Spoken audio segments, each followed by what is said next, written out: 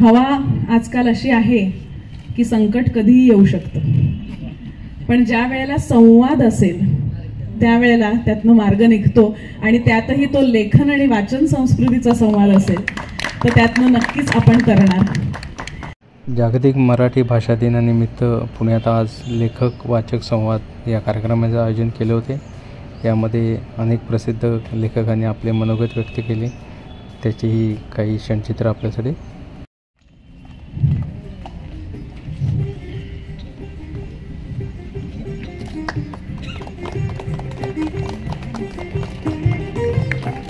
Doctor Kulkarni इथं उपस्थित असणाऱ्या सर्व रसिक श्रोत्यांचे मनपूर्वक स्वागत. पुणे पुस्तक महोत्सव, नीळकंठ प्रकाशन आणि महाराष्ट्र टाइम्स यांच्या संयुक्त विद्यमाने लेखक वाचक संवाद हा उपक्रम सुरू होत आहे. आज दिनांक 26 फेब्रुवारी 2024 रोजी या कार्यक्रमाचा पहिला भाग हा आज आपण इथे सादर करीत आहोत. कल्पना अशी आहे की पुढे वर्षभर प्रत्येक महिन्यामध्ये आपण एक कार्यक्रम सादर करणार आहोत. श्रोत्यांना वैचारिक आणि बौद्धिक मेजवानी देण्याचा प्रयत्न राहील.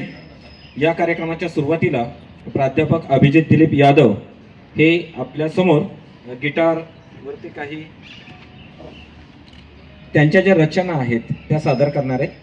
मलुआ फ्युजन बँडने त्यांचे जे सगळे कार्यक्रम आहेत ते सुप्रसिद्ध आहेत.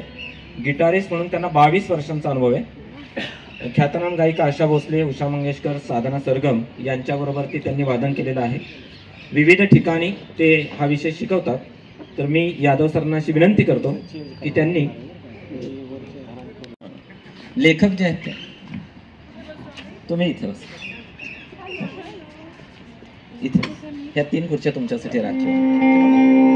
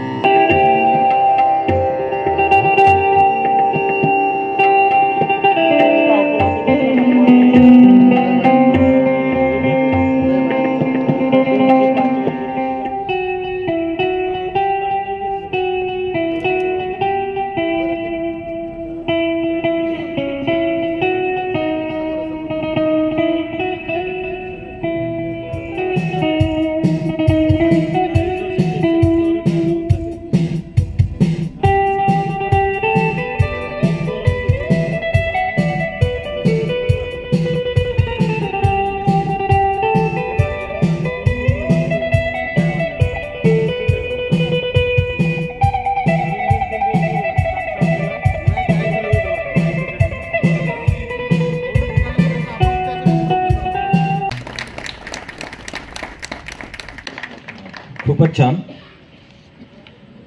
ज्या ऐतिहासिक परिसरामध्ये आपण बसलेलो आहोत तर लोकमान्य टिळकांनी एकदा म्हटलं होतं की माझ्यावरती आभाळ जरी कोसळलं तरी त्या कोसळलेल्या आभाळावरती मी पाय देऊन उभा राहीन.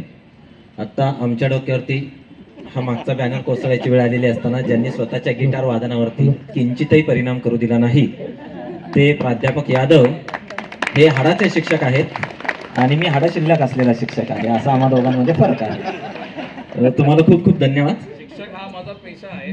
जे पैसा मी पोटासाठी करावं लागतं, पण मी परफॉर्मर ऍक्च्युअली असं करतो. या निमित्तानं आपण सगळे इथे आलात, सर्वांचं स्वागत. आणि पुण्याच्या इतिहासामध्ये न भूतो मी भविष्याती असं म्हणणार नाही. त्याचं कारण इथून पुढच्या कालखंडामध्ये पुस्तक प्रदर्शनाचे अनेक विक्रम आपल्याला रचायचे आहेत. तर असा न भूतो कार्यक्रम ज्यांनी घडवून आणला ते पुणे पुस्तक महोत्सवाचे प्रमुख श्री राजेशजी पांडे सर यांना मी अशी विनंती करतो की त्यांनी आपल्याशी संवाद साधावा.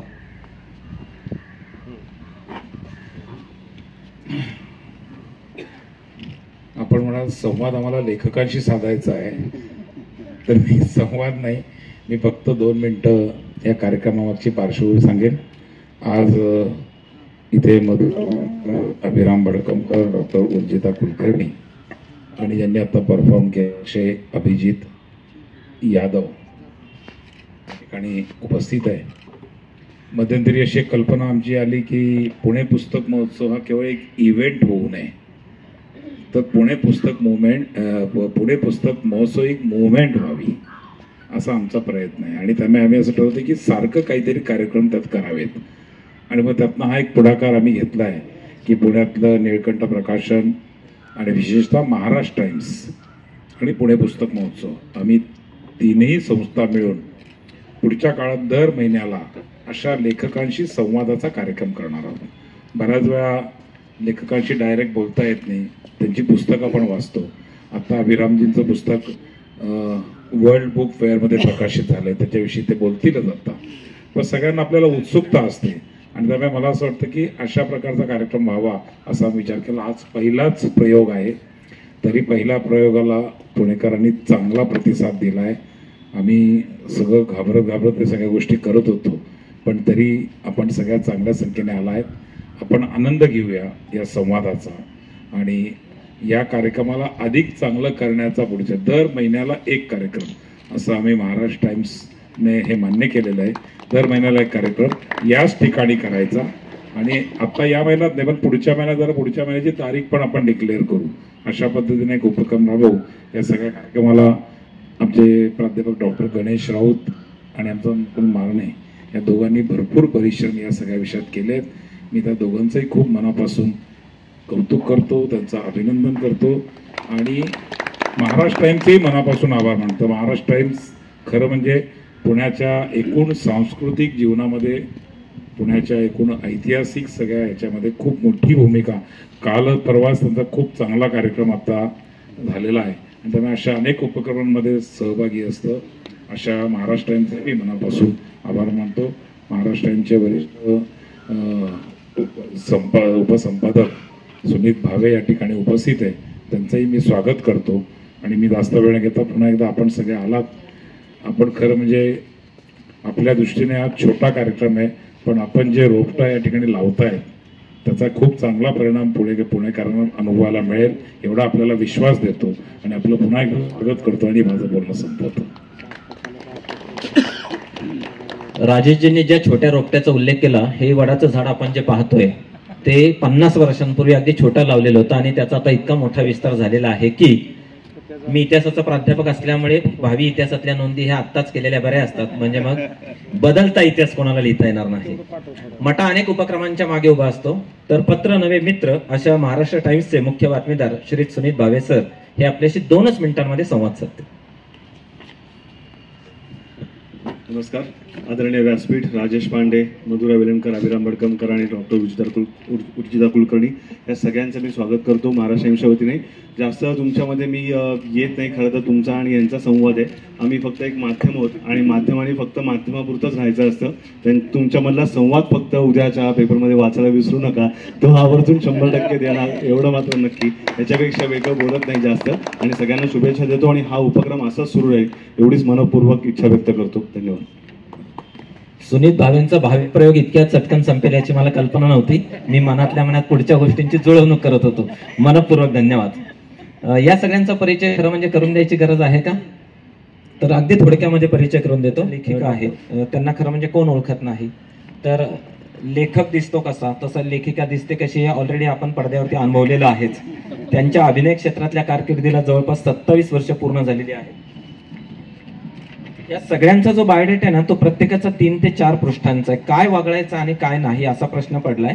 तर मी आपला माझा आणि त्यांचा कसा संबंध जोडता येईल याच्यासाठी विचार असा केला की नॉट ओनली मिसेस राऊत या सिनेमातली त्यांची भूमिका खूप महत्वाची आहे. अर्थात माझं आडनाव राऊत असल्यामुळे मी अगदी आवर्जून त्याची दखल घेतलेली आहे.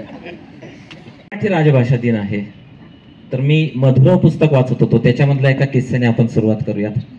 त्या पुस्तकामध्ये तुम्ही कुसुमाग्रजांना सर्वात जास्त आवडलेल्या ज्या पहिल्या 3 कविता आहेत त्यातली कविता तुमच्या आजींनी केलेली आहे असा उल्लेख आहे. तर उद्याचा मराठी राजभाषा दिन, तुमच्यावरती सर्वाधिक प्रभाव असणारे कुसुमाग्रज, तर त्यांच्या आठवणीनं ती जी कविता आहे आणि तुमच्या आजी आणि तो सगळा जो भाग आहे तो जर तुम्ही आमच्या श्रोत्यांना सांगू शकलात तर तिथून आपल्या कार्यक्रमाला आपण सुरुवात करूया. नमस्कार. सगळ्यात आधी उपस्थित मान्यवर आणि रसिक प्रेक्षक सगळ्यांना नमस्कार करते. आणि जसं मगाशी सरांना काहीतरी सुचलं तसं मलाही सुचलं की हवा आजकाल अशी आहे की संकट कधीही येऊ शकतं, पण ज्या वेळेला संवाद असेल त्यावेळेला त्यातनं मार्ग निघतो आणि त्यातही तो लेखन आणि वाचन संस्कृतीचा संवाद असेल तर त्यातनं नक्कीच आपण करणार. हा असा उपक्रम करणं आणि तो आता सातत्याने चालू ठेवणं ही खूप सुरेख कल्पना आहे. त्यामुळे मुंबईहून इथे तेवढ्यासाठी येणं हे खरं तर आमच्यासाठी छोटं नाही आहे सर, आमच्यासाठी सुद्धा हे खूप महत्त्वपूर्ण आहे. आणि आज इथे मी माझ्याविषयी बोलणार आहेच तुमच्याबरोबर, पण आज मी इथे या दोन दिग्गज लेखकांचं ऐकायलाही आली आहे. कारण खरं तर अभिनेत्री मधुरा वेलणकर अशीच माझी ओळख आहे.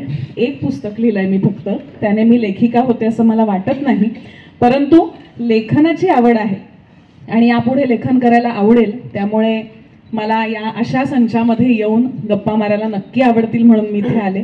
आणि हे माझ्यासाठी सुद्धा खूप महत्त्वपूर्ण आणि शिकवणारा असा हा अनुभव असेल. आता सरांनी सांगितलं तसं कुसुमाग्रज हे खरं तर आमच्या नात्यात लागतात. लांबचं नातं आहे पण नातं आहे. आणि माझी आजी ही लेखिका होती, ती संस्कृतची प्राध्यापिका होती. ती म्हणजे BEdच्या मुलांना ती संस्कृत शिकवायची. एल्फिन्स्टन कॉलेजला ती व्हाईस प्रिन्सिपल म्हणूनही तिने काम केलं. संस्कृतमध्ये तिने काव्य केलेली आहेत, लहान मुलांसाठी एकांकिका लिहिलेल्या आहेत. भामिनी हे टिळकांच्या बायकोवर आणि उर्मिलेवर सुद्धा तिने नाटक लिहिलेलं आहे. तसंच 13 अनुल्लेखित बायकांवरही तिने काव्य केलेलं आहे. त्याच्यामुळे लेखन, वाचन आणि कला या सगळ्याच गोष्टी आमच्या घरामध्ये लहानपणापासून मी पाहिलेल्या आहेत. कुसुमाग्रजांना ज्या वेळेला ज्ञानपीठ हा पुरस्कार मिळाला त्यावेळेला अनेकांनी वेगवेगळ्या पद्धतीने त्यांना आपल्या शुभेच्छा पोहोचवल्या होत्या. त्यात अनेकांनी कविताही पाठवल्या होत्या त्यांना. आणि त्यामध्ये त्यांच्या भाषणामध्ये त्यांनी उल्लेख केलेला होता त्या 3 कवितांचा की ज्या त्यांना आवडल्या. त्यामध्ये माझ्या आजीने एक कविता केली होती, त्या कवितेचा उल्लेख होता. खरं तर नातं काय आहे हे मला नाही सांगता येणार, पण आजीने ती जी कविता लिहिली होती ती कुसुमाग्रजांची आई या नात्याने लिहिली होती. म्हणजे जर कुसुमाग्रजांची आई असती आणि त्यावेळेला ज्यावेळेला त्यांना ज्ञानपीठ पुरस्कार मिळाला त्यावेळेला त्या आईच्या भावना काय असतील या विचाराने ती कविता आजीने लिहिली होती. आणि त्याचा काही भाग आज इथे मधुराव पुस्तक तुम्हाला वाचायला उपलब्ध आहेच, तर त्यातला काही भाग मी पुस्तकामध्ये लिहिलेला आहे. अख्खी कविता नाही आहे त्याच्यामध्ये, पण कवितेतला काही भाग आहे. त्याच्यावरनं तुम्हाला लक्षात येईल ती कविता दरवेळेला वाचताना मन भरून येतं.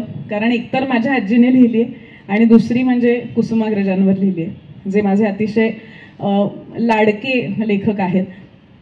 आणि खरं सांगायचं अगदी तर लहानपणापासून मला वाचनाची आवड नव्हती. मी फार कमी वाचायचे, किंबहुना वाचन आवडायचं नाही असं म्हणूया आपण. पण आणि कविता वगैरे म्हणजे आजी लिहायची म्हणून ठीक आहे, पण कवितांचाही गंध मला फारसा नव्हता. तो पहिला काय म्हणूया आपण एक शिफ्ट असतो ना तुमच्या आयुष्यात, तुम्हाला पहिल्यांदा काहीतरी ऐकल्यानंतर असं वाटतं की हे छान आहे, याविषयी आपल्याला अजून माहिती मिळवायला हवी. तर ती कविता कणा होती. आणि म्हणून कुसुमाग्रज हे माझे लाडके किंवा पहिले लाडके असं म्हणूया लेखक. आणि त्यामुळे त्यांच्यावर ज्या वेळेला लेख लिहायचा होता, मधुरावमध्ये जे सगळे ललित लेख आहेत ते मी एका वृत्तपत्रासाठी लिहित होते आणि त्यावेळेला मराठी भाषा दिनानिमित्तच मी कुसुमाग्रजांवर तो लेख लिहिला होता. आणि त्यावेळेला कुठलीही पहिली आठवण असते ती आपल्या आजी आईबाबांकडनं. आता आईबाबांनी नटसम्राट या नाटकातही काम केलेलं आहे, त्यामुळे त्यांच्याही आठवणी आहेत. आणि माझ्या बहिणीने मीरा वेलणकर हिने ज्या वेळेला डॉक्टर लागू काम करायचे त्यावेळेला ठमीचं काम माझ्या बहिणीने केलेलं आहे. त्यामुळे तिचे लहानपणी शिरवाडकरांबरोबर लागूंबरोबर असे छान छान फोटो आहेत. आणि मला नेहमी वाटायचं हे कोण आहेत आजोबा, कारण तेव्हा माहीत नव्हतं, मी खूप लहान होते. तर अशी माझी त्यांची ओळख आहे. त्यामुळे मला त्या नेहमी आजोबांच्या स्थानी वाटतात. आणि आज जो मी मधुराव हा एक कार्यक्रम करते मराठी भाषेवरचा, मराठी भाषा पोचवण्यासाठी करमणुकीच्या माध्यमातून आम्ही भाषेची गोष्ट सांगतो खरं सांगायचं तर. तर त्या म्हणजे कार्यक्रम तो झाला की मला नेहमी असं वाटतं की माझ्या आजीचा आणि शिरवाडकरांचाही आशीर्वाद कुठेतरी आमच्यावर आहे. कारण ते नेहमी म्हणायचे की भाषा ही प्रवाही असते, ती साचीव नसते आणि ती एकमेकींचा हात धरून मोठी होते. कुठल्याही दुसऱ्या भाषेचा द्वेष नाहीये, पण आपल्या भिंती घराच्या ताकदवान असणं गरजेचं आहे. म्हणजे तुम्ही कवाडं उघडा, वेगवेगळ्या भाषा शिका, ज्ञानाचा सागर तुमच्यासाठी उपलब्ध आहे, पण त्याआधी घराच्या भिंती तुमच्या मजबूत असणं गरजेचं आहे. आणि कुठेतरी हाच एक म्हणजे हे खूप आधीच शिरवाडकरांनी सांगितलेलं आहे, पण हाच कुठेतरी गाभा घेऊन हा कार्यक्रम आम्ही आत्ताच्या पिढीपर्यंत पोहोचवण्याचा प्रयत्न करतोय. कारण मराठीला कुठेतरी तिचं योग्य ते स्थान मिळावं यासाठी आम्ही एक पाऊल उचललंय. त्यामुळे मला असं नेहमी वाटतं की त्यांचा कुठेतरी एक आशीर्वाद आमच्या सगळ्याच मधुरव कुटुंबावर आहे. खूपच छान. ती जी कविता आहे ती फक्त मी तुम्हाला वाचून दाखवतो, तुम्ही वाचून दाखवतो. बेस्ट.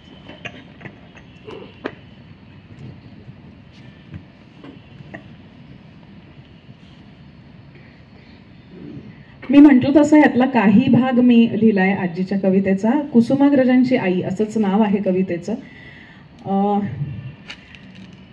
अगदी म्हणजे हा खरं तर मी शेवटचाच भाग लिहिलाय. कवितेचाही शेवटचा भाग आहे, पण मी वाचते. सगळ्यात आधी तिने थोडासा कवितेमध्ये उल्लेख केलाय तो त्या घटनेचा केलाय की ज्या पद्धतीने त्यांना ज्ञानपीठ पुरस्कार जाहीर झाला त्याविषयी तिने लिहिलंय. आणि मग पुढे ती लिहिते की आज स्मृतींच्या फुलांनी न्हावून निघशील, यशाच्या दुंदुभी ललकारतील. आज स्मृतींच्या फुलांनी न्हावून निघशील, यशाच्या दुंदुभी ललकारतील. तुझ्या नावाचा जयघोष होईल, पण साऱ्या देवांना हेवा करायला लावणारं तुझं वैभव कोणी डोळे भरून पाहावं, कौतुकाने भिजवावं अशी आई या वेळेला हवी असते. ती मी आहे. अर्थातच पूर्णांशानं नाही. थोडा कोपरा मी भक्तीच्या भावनेने ओथंबत ठेवला आहे. तुझं कौतुक पाहीन, डोळ्यांनी तुझी दृष्ट काढीन. तुझं कौतुक पाहीन, डोळ्यांनी तुझी दृष्ट काढीन. इडापिडा नको म्हणून पाठीमागून पुढे ढाल बनून येईन, पण त्या विलक्षण वेळी त्या विलक्षण नात्याने भारावून पायाशी वाकू नकोस. वाकण्यापूर्वी डोळे वर करून बघ.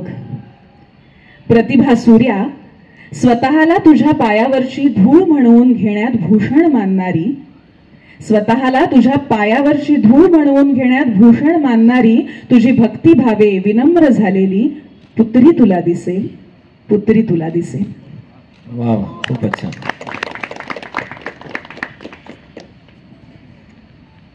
मधुरव पुस्तकाचं शीर्षक किती योग्य आहे हे आता आपण अनुभवलं. आणि पुस्तक जिवंत होतं म्हणजे काय होतं याचंही प्रात्यक्षिकपण आपण पुस्तकामध्ये तुम्ही वाचोवास्की नावाचा एक शब्द वापरलेला आहे. तर तुमचं एकंदर वाचन, तुमचा तो वाचोवास्की गटाचा प्रवास, तर ते वाचोवास्की नेमकं प्रकरण काय आहे ते जर आमच्या श्रोत्यांना सांगा.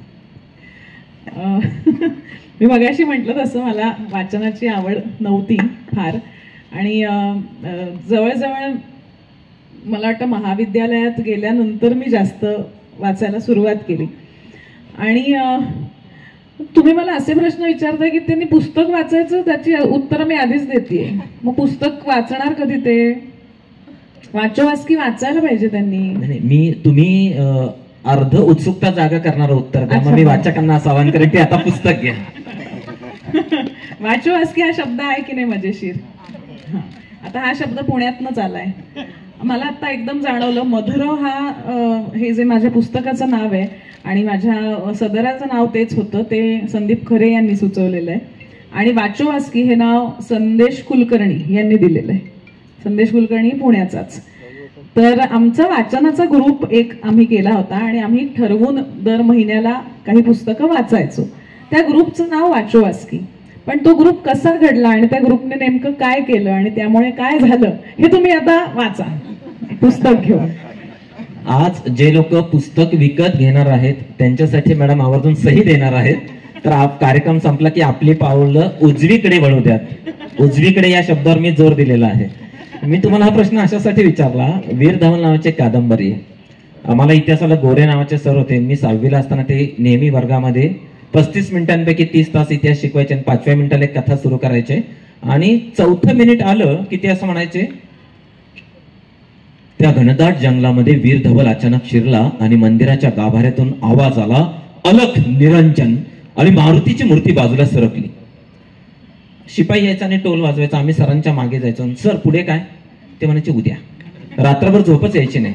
दुसरा दिवस उजाडायचा, तास परत सुरू, 30 मिनिटं संपलेली, परत 4थ्या मिनिटाला अलख निरंजनचा आवाज आला, मूर्ती बाजूला झाली. सावळ्यानं आतमध्ये उडी मारली आणि एवढ्यात त्याचा पाठलाग करणारी 3 माणसं धावत आली. दिन ए गोसावड्या, कुठे तो माणूस? त्याने इकडं तिकडं पाहिलं. परत आम्ही वर्गाच्या बाहेर जायचो. अहो सर पुढे काय? उद्या. एकदा काय झालं, मी आमच्या ग्रंथपालांकडे गेलो. ते खूप दमले होते. त्यांना पिण्याचा ग्लास नेऊन दिला. ते इतके खुश झाले, म्हणाले गणेश तू किती चांगला मुलगा आहेस. हे माझ्या आयुष्यात एकाच व्यक्तीने उच्चारलेलं वाक्य. मी म्हंटल हे घ्या. पाणी पिल्यावर शांत म्हणाले काय पाहिजे तुला? म्हटलं ते सर रोज एक पुस्तकातली गोष्ट सांगतात, पुढे काय होतं ते मला हवंय. हे काय तेच पुस्तक. वीर धवल दिलं. एका रात्रीत सगळं वाचून काढलं. दुसऱ्या दिवशी गोष्ट सुरू झाली. मग मी बाहेर गेलोच नाही. सरांनी मागे मला का रे आज आला नाहीस? म्हटलं वीर धवल वाचलंय. यशस्वी व्हायचं असेल, शिक्षकांना मागे टाकायचं असेल तर लेखकांची पुस्तकं बारकाईनं वाचली पाहिजेत. हे मला खूप लहानपणी कळलं. वेलणकर मॅडमकडे येऊयात. आता मी तुम्हाला पुस्तकातलं काही विचारत नाही. मला तुम्हाला एक प्रश्न असा विचारायचा की कोळेकरांच्या लेखनामध्ये त्यांनी असं म्हटलंय की तुम्ही शांततेचा स्वर तुम्ही साठवत बसलेला आहात. तर तुम्ही मला पुस्तकातलं काही सांगू नका.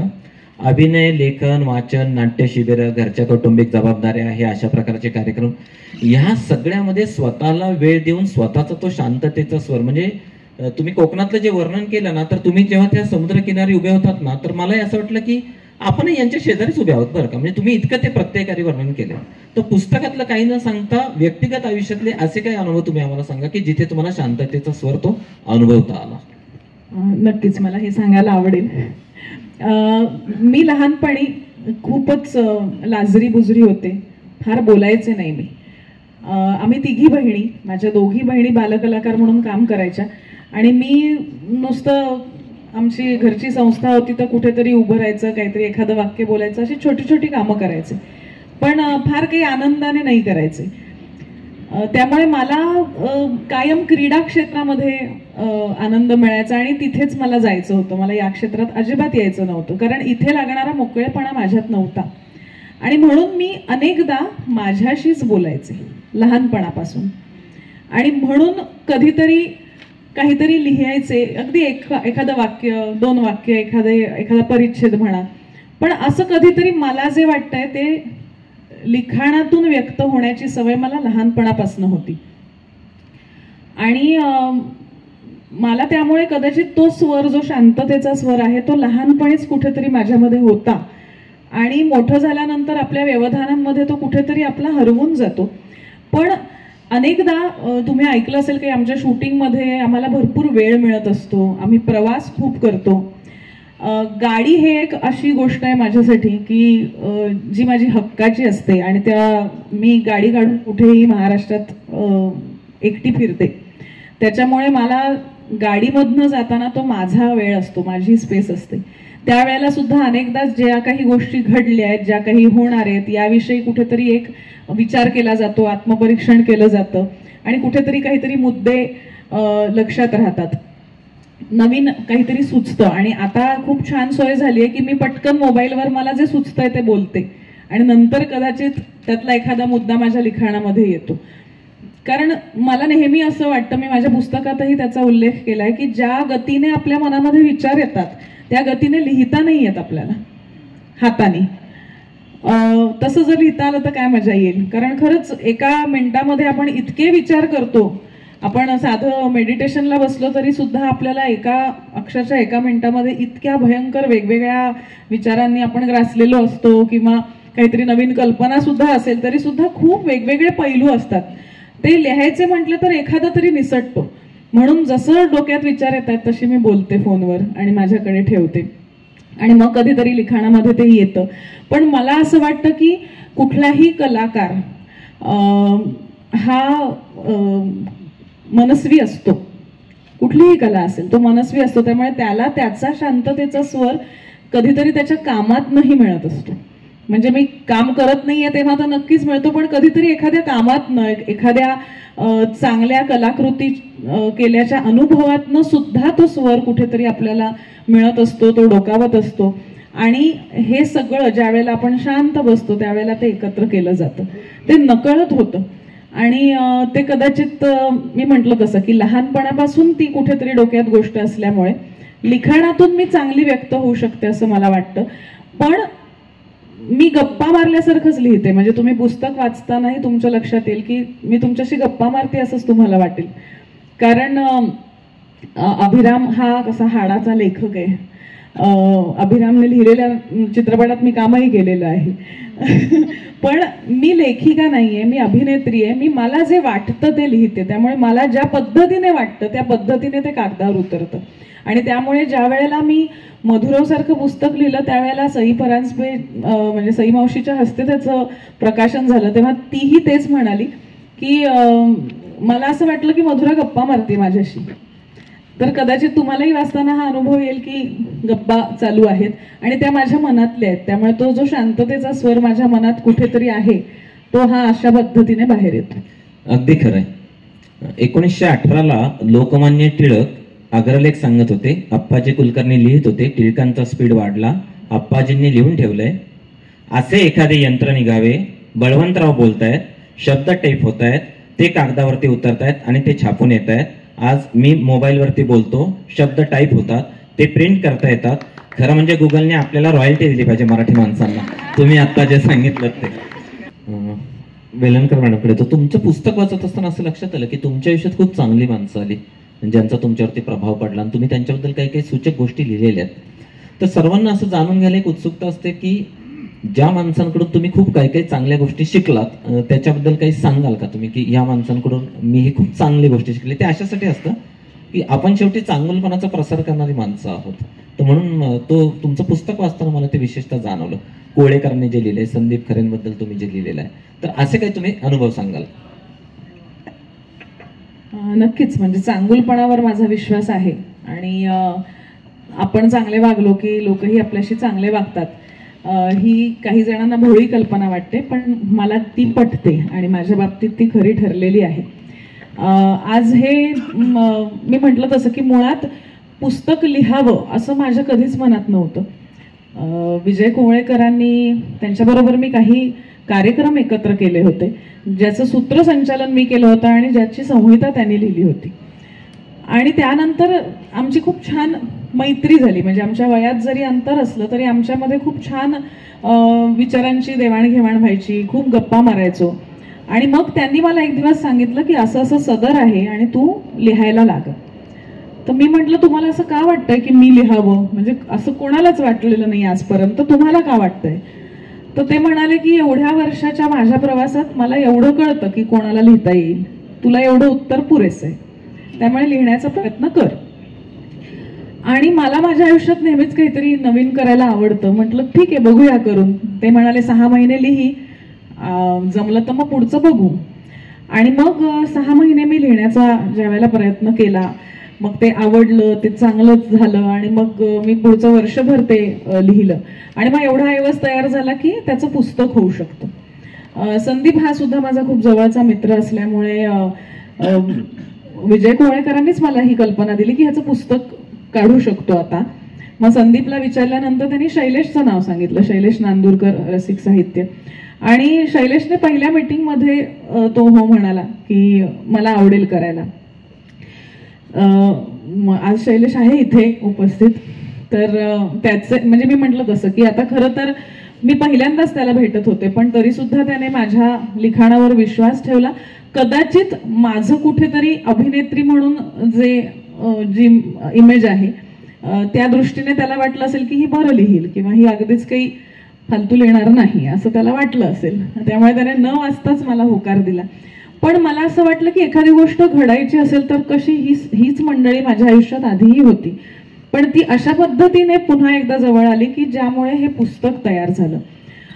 हे पुस्तक तयार होणार असं म्हटल्यानंतर पुन्हा एकदा अनेक जणांचे हातभार त्याला लागलेच. आज इथे आमची तृप्ती पण आहे, तिने हॅलो हां तिने सगळे अरे काय ग तुझं नाव घेतलं.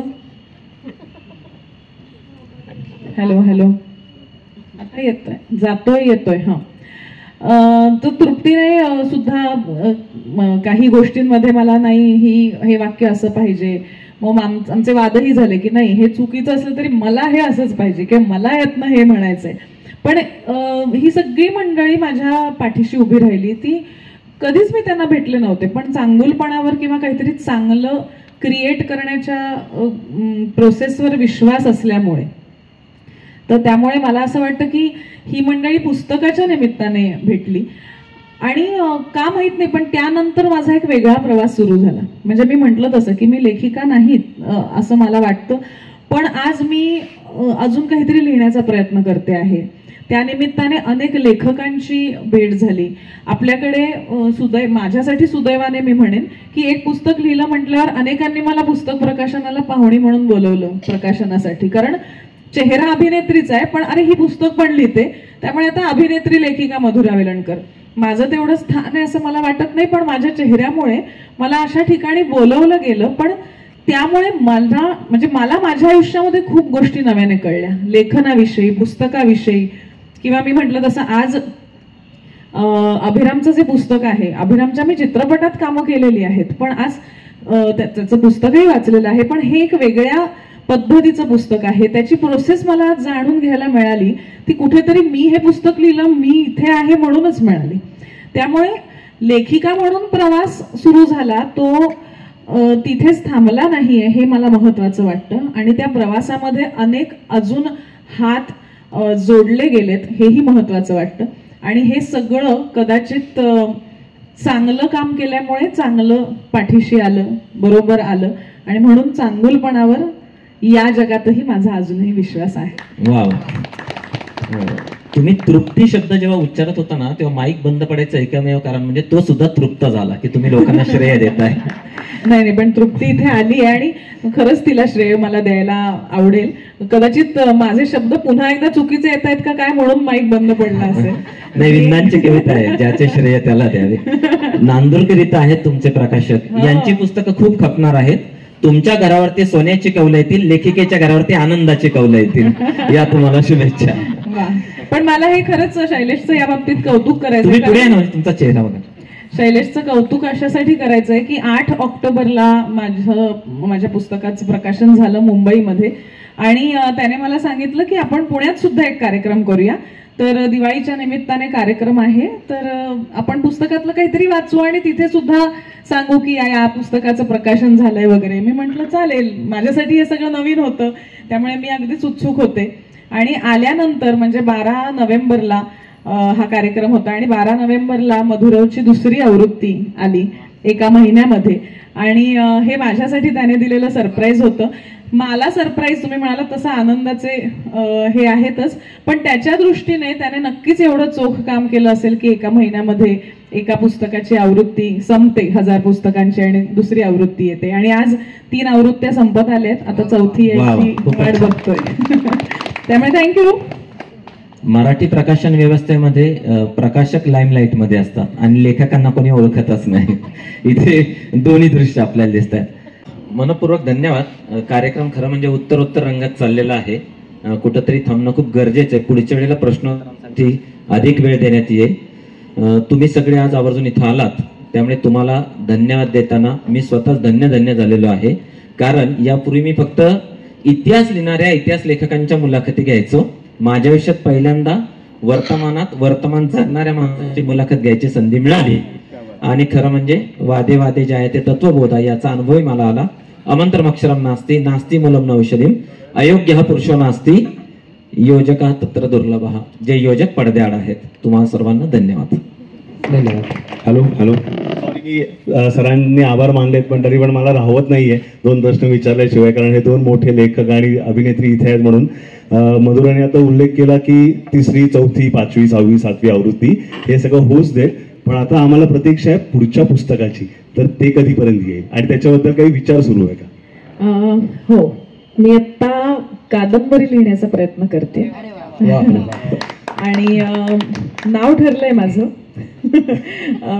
विषय सुद्धा ठरलेला आहे. आणि आज मला भरपूर इनपुट्स पण मिळालेले आहेत इकडनं. त्यामुळे लेखन प्रक्रिया सुरू झालेली आहे. पुस्तकाचं नाव असणार आहे माया.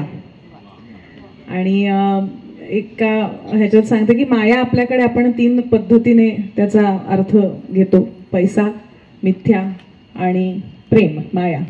तर या तिघांना बांधणारी अशी एक गोष्ट लिहिण्याचा मी प्रयत्न करते कादंबरी स्वरूपात. आणि सुरुवात झालेली आहे, एक 50 पानं माझी खरडून झालेली आहेत. आता हळूहळू बघूया कसं रूप घेतंय.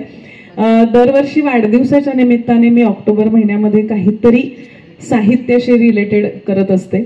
मधुर पुस्तकही आलं होतं तेव्हाच, मधुर ऑनलाईन कार्यक्रमही आला होता, मधुर बोरुते ब्लॉग हा सुद्धा आला, आणि आता माया सुद्धा मला त्यात सुमारास करायला आवडेल. पण अर्थात मी असं काही बांधून ठेवलं नाहीये स्वतःला, कारण जेवढं जसं येतंय तसं मला ते येऊ द्यायचंय. पण आत्ता माया प्रक्रियेमध्ये आहे आणि लवकरच तुमच्या भेटीला येईल आणि त्यावेळेला आपण पुन्हा भेटू.